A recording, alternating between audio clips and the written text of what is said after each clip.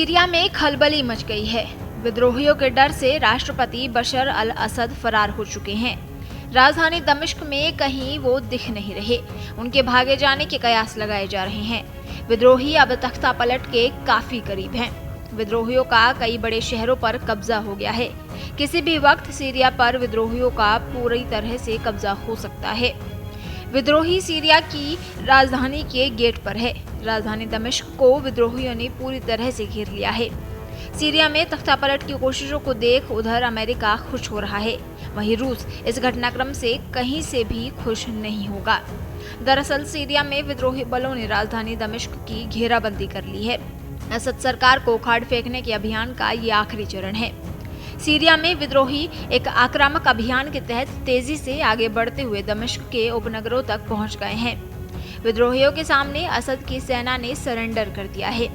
Holmes से लेकर दारा समेत कई शहरों पर विद्रोहियों ने कब्जा कर लिया है। दावा किया जा रहा है कि राष्ट्रपति बशर अल असद देश छोड़कर कहीं भाग गए हैं।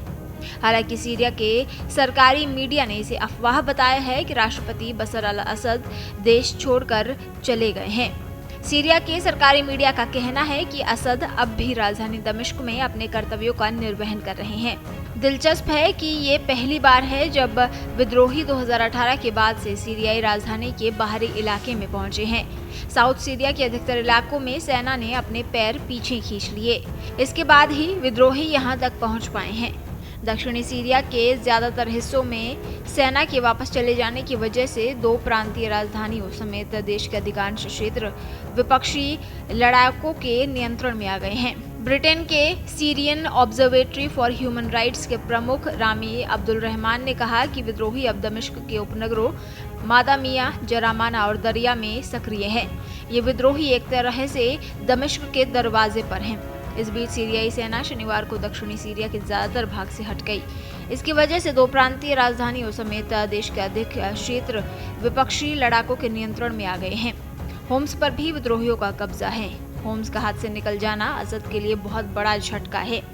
ये शहर राजधानी दमिश्क और सीरिया के तटीय प्रांतों लटाकिया और टाटस के बीच एक महत्वपूर्ण जंक्शन पर स्थित है। लटाकिया और टाटस सीरियाई नेता के समर्थन का आधार है और यहाँ रूस का एक रणनीतिक नौसैनिक अड्डा भी है। शनिवार को बाद में विद्रोहियों ने ऐलान किया कि उन्होंने होम्स पर कब्जा कर लिया। 27 नवंबर को शुरू हुए अपने तूफानी हमले में अलेप्पो और हमा शहर के साथ साथ दक्षिण के बड़े हिस्सों पर कब्जा जमा चुके विद्रोहियों के लिए होम्स पर कब्जा एक बड़ी जीत है। विश्लेषकों का कहना है कि होम्स पर विद्रोहियों का कब्जा खेल का रुख बदल देगा। सीरिया में तख्तापलट की कोशिशों को देख अमेरिका काफी खुश है, वहीं रूस बेचैन है। अमेरिकी अधिकारियों का कहना है कि महज कुछ दिन में ही असद की सरकार चली जाएगी। इधर यूक्रेन युद्ध में उलझा रूस अब चाहकर भी सीरियाई राष्ट्रपति असद की मदद नहीं कर पा रहा है। यही वजह है कि अब असद के पुराने सहयोगियों से समर्थन न मिल पाने की वजह से उनकी कुर्सी का सियासी संकट देख रूस के कान खड़े हो गए हैं।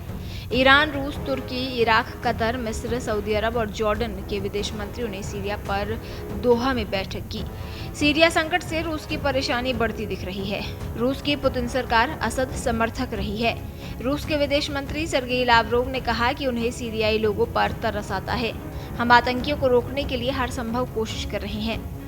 यहाँ बताना जरूरी है कि रूस असद का मुख्य अंतर्राष्ट्रीय समर्थक देश है। पिछले कई सालों से असद को रूस मदद पहुंचाता रहा है।